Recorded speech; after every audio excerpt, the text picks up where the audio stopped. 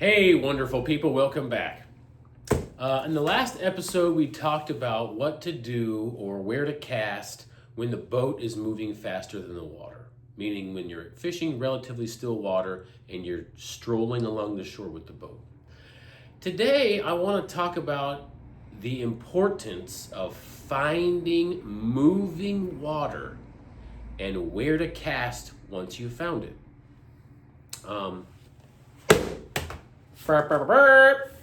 Let's get the trusty whiteboard out and give ourselves a little shoreline here. We're going to have a little bar that comes out. And then another long shoreline. Okay. Let's say that this is a bar on the Sound. There's a lot of instances where you're going to come across this type of feature somewhere on the Sound.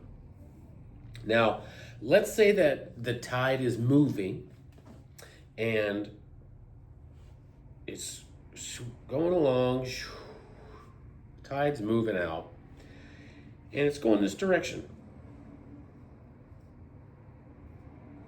Okay.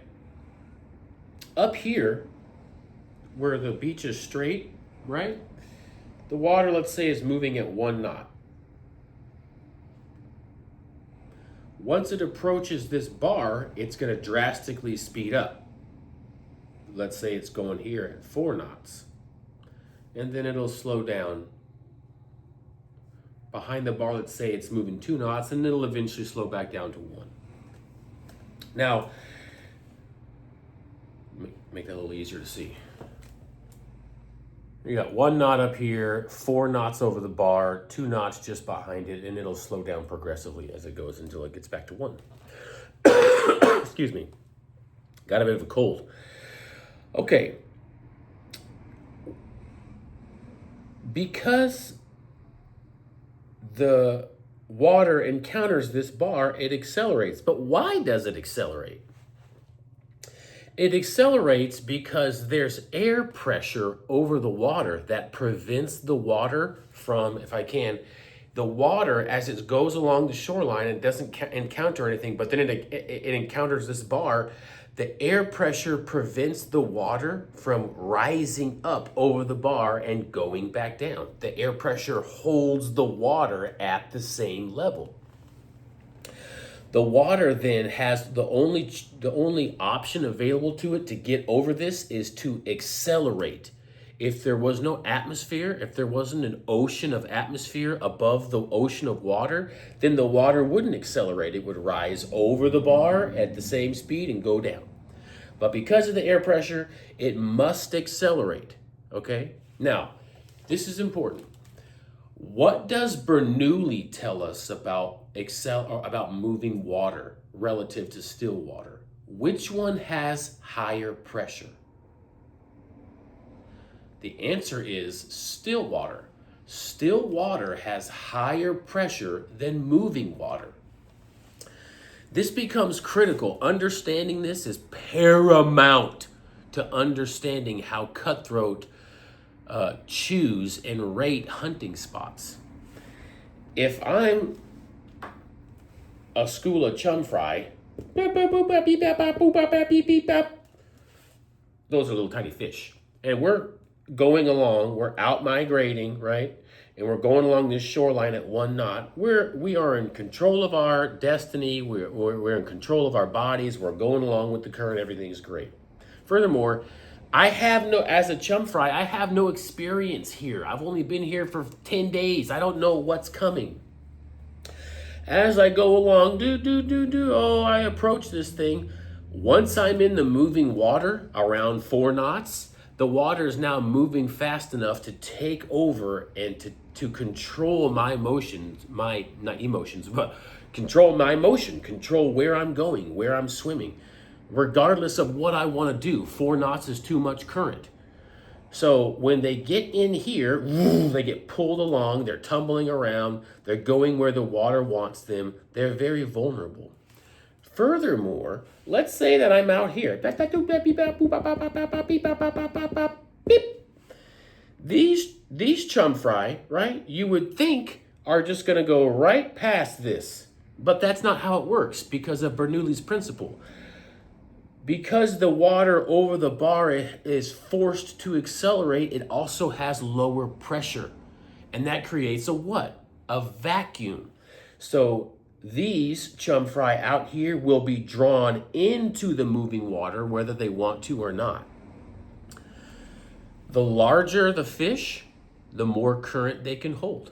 They can handle. So a trout can easily handle 4 knots where chum fry cannot. So a trout that wants to hunt this entire beach, a successful trout, if he wants to hunt this beach, he's not going to hunt this beach. Yeah, he's going to hunt this whole beach by being right here.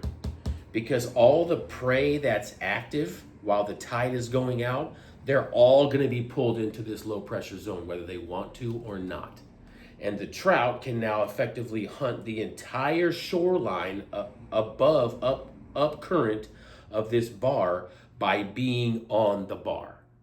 He can be just behind the bar, but if he's too far behind in this 2 knot current, the chum fry will be able to maintain, get control, and they're much harder to hunt. So trout in the salt water, coastal cutthroat trout in the salt water, are going to seek out moving water because it makes hunting easier for them. Okay, so let's say that I know what I'm doing and I know that this bar is here and I know the tide is right. I'm going to place my boat right around here. Beep, beep. I got my awesome trolling motor here, and when I'm fishing in current, I always orient my boat up current. I am pointing up current. All right, I got my angler right there. Where should he cast? He better not cast up here. If he casts ahead of himself, the moving water is going to put the nastiest belly in your line. That is going to give the line constant tension, and we've already established where there's tension, there's also lift. So it won't sink, and this belly is going to prevent you from ever setting the hook into the fish. Not ever, but most of the time. Furthermore, if you cast upstream, you're going to be constantly scolded by me. Conversely, if I place my boat in the same spot and I get my customer to cast downstream at the head of it, the current is going to swing the line out until it's directly behind the customer. He's fishing the water is sweeping the fly across a huge swath of beach without him having to do it. He can just swing it. Bam. And all the trout that are on this bar see that critter swinging out shallow to deep, being controlled by the motion of the water, but trying to get into safety. This type of scenario is the prime scenario to catch cutthroat in Puget Sound. It is the number one scenario to find fish that are actively hunting. When you're looking for areas to fish, you need to pay attention to the current. Areas that have long stretches of beach with no current and then a nice bar that sticks out. Woo, baby. That bar is, at one time or another, it's gonna have cutties on it. They want moving water. Consider this. This trout, he has to swim constantly. That's a terrible picture of a fish, but whatever. That's a little better. This dude has to constantly swim to keep oxygen going over his gills, and he has to constantly swim to hunt. This dude, wrong way. Wow, that's even worse. This guy doesn't have to swim at all. Trout in moving water up to a certain speed, maybe 6 or 7 knots and higher for a bigger fish, he doesn't have to swim at all. His body, a trout's body, creates lower pressure underneath of it than there is on top. This pulls him to the bottom and holds him stationary. He's resting. He's not swimming at all. And the food is being brought to him for free without him having to risk any calories to find it.